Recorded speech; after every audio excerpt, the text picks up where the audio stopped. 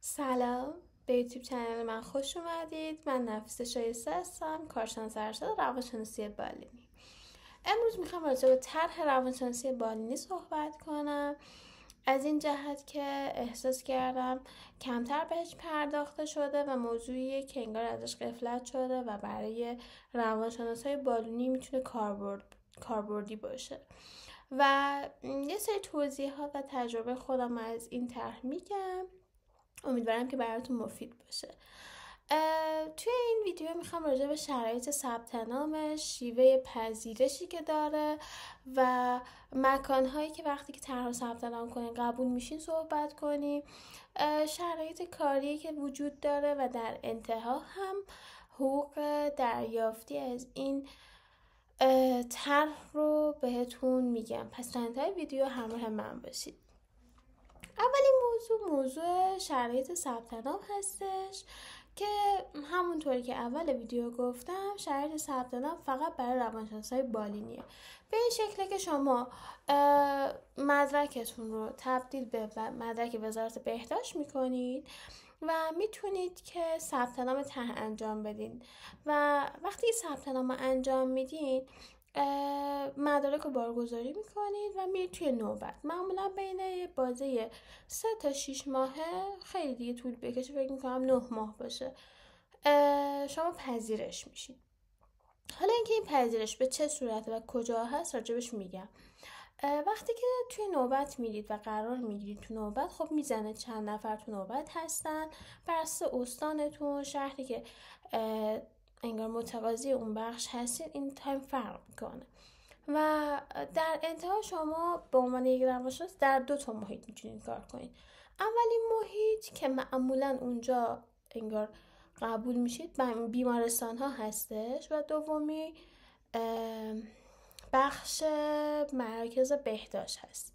بیمارستان ها کار به صورت کاملا غیر مرتبط هست و توی مرکز بهداشت کاملا مرتبط هست، یعنی شما به عنوان روانشناس مشغول به کار میشید. اما چون مرکز بهداشت معمولا پیگیری نمیشه و فالوآپ نمیشه، خب مراجع 1 الی 3 جلسه یا 4 جلسه میاد و تو تایم کم شما انگار باید فعالیت خودتون رو در حیطه خودتون داشته باشید. حالا بر اساس فیلد کاریتون که فردی هستش، زوج هست، شما پیش میبرید. ولی خب خیلی تعداد جلسات طولانی نمیشه و بیمارستان هم معمولا به صورت پذیرش، یعنی شما به عنوان منشی پذیرش یا بخش اداری مشغول به کار میشید. اگر یک وقتی شما ثبت نام کردید و اون بخش رو دوست نداشتین، یعنی مثلا بیمارستان افتادین و بیمارستان فضاش براتون نامناسب بود، ارتباط نگرفتید، میتونید انصراف از طرح بزنید و زمانی که انصراف از طرح بزنید شما 6 ماه باید محرومیت رو صبر کنید، حق ثبت نام مجدد ندارید و بعد از اون 6 ماه مجددا ثبت نام میکنید، توی لیست قرار میگیرید و مجدد انگار صبر میکنید که ببینید به کجا شما انگار رزومتون ارسال میشه و مورد قبول واقع میشه.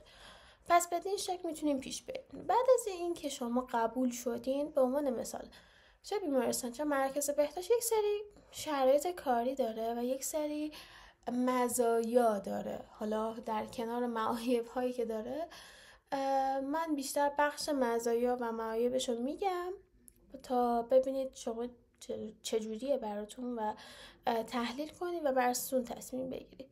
شرایط کاریش، اولین موضوعی که میتونیم بهش بپردازیم اینه که ساعت کاری به چه صورته. خب بیمارستان که متفاوته، یعنی شما شنبه تا پنجشنبه میرید فعالیت میکنید، ساعت کاریتون 7 تا 1.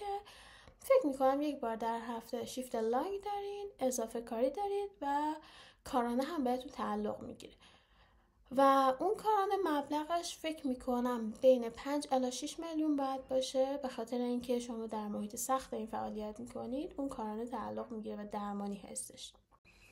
فضای غیر بیمارستان ها مثل مرکز بهداشت و یک سری از ارگان های دیگه ساعت کارشون متفاوته، یعنی شما پنجشنبه ها تعطیل هستین و سر کار نمیرین و اون تایم پنجشنبه ها تقسیم میشه بین روزهای هفته. یعنی اون تایمش میاد روی روزهای هفته و به عنوان مثال اگر قرار ساعت 7 تا 7:30 تا 2:30 مشغول به کار باشید، هر روز 45 دقیقه اضافه بابت اون پنجشنبه میشه و تا 3 رو باید بایستید.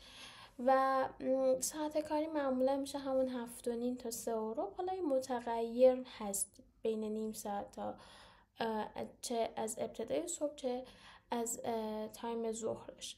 ولی خب در کل به این شکل فضا و دیگه شیفت لاین نداریم و چون درمانی نیستین، کارانه‌ای که بهتون تعلق میگیره مبلغش کمتره. یا کارانه ندارید یا مبلغ 300 الی 500 هزار تومان کارانه دارید، چون دیگه بخش درمانی نیست و اون خطرات بخش بیمارستان رو نداره، اون خستگی بابت فضای درمان رو نداره. خب بیمارستان شما هر اتفاقی بیفته، سیل هم که بیاد، بیمارستان فعال و تعطیلی نداره. ولی خب ارگان های دیگه این بخش رو ندارن و تعطیلی دارن و یه همچین فضایی رو این دوتا ارگان دارن. شما بر اساس اینکه به چه صورت هستش میتونید تصمیم گیری کنید. دومین مزیت همونطور که گفتم، هر دو شرایط یعنی هم بیمارستان هم مرکز بهداشت بیمه دارید و بیمه تکمیلی شما میشین و خب خدمات خوبی داره، چند تا طرح داره. شما بر اساس طرح انتخاب میکنید که کدوم سطح بیمه رو میخواین و یه مبلغی از حقوقتون کسر میشه و شما بیمه میشید. علاوه بر اینها سرویس رفت و برگشت دارن، حالا چه به صورت ون چه به صورت شخصی. معمولا فضاییه که شما سرویس دارید که بخواید برای رفت و برگشت به مشکل نخورید. و در نهایت هم یک قسمتی که باید بهش اشاره بشه این که مرخصی ها به چه صورته. هر دو تا بخش و یعنی بیمارستان و مرکز بهداشت مرخصی که دارن در طول ماه دو روز کامل و نصف روزه. اون نصف روز معمولا بابت تأخیرهایی که دارید، یعنی شما تایمکسی که میزنید هر روز، مثلا اگه 5 دقیقه دیر بیاین، 10 دقیقه دیر بیاین، یه وقتی کار اداری دارین 1 ساعت 40 دقیقه دیر میاین، خب اون تایم کسر میشه دیگه و اون نصف روزی که از مرخصی دارین بابت این دیر اومدنه یا زود رفتنه از این ور کسر میشه. ولی اون 2 روز باقی میمونه و شما اگر استفاده نکنید سیو میشه، ماه بعدی مثلا میاد میشه 4 روز. و در نهایت مثلا اگه توی بخش بهداشت هستید، با مشورت و کسب اجازه از رئیس اون مرکز یا توی بیمارستان ها سرپرستار و اینها، شما میتونید مرخصیتون استفاده کنید و سر کار به سفر برید و این قسمت رو داشته باشید. ولی معمولا 3 ماه اول این شکلی فضایی که سفر رفتن و کارانه داشتن و اضافه کاری تعلق نمیگیره. یعنی 3 ماه اول شما کمی محدودتر هستین و بعدش اوکی میشه. اضافه کار هم به این شکله که خب شما بر اساس سختی کارتون، مثلا بیمارستان اگه نیم ساعت بیشتر داری وای میستین یا یه وقتی بخش سنگین تره، خب اون سرپرستارتون براتون اضافه کار رد میکنه.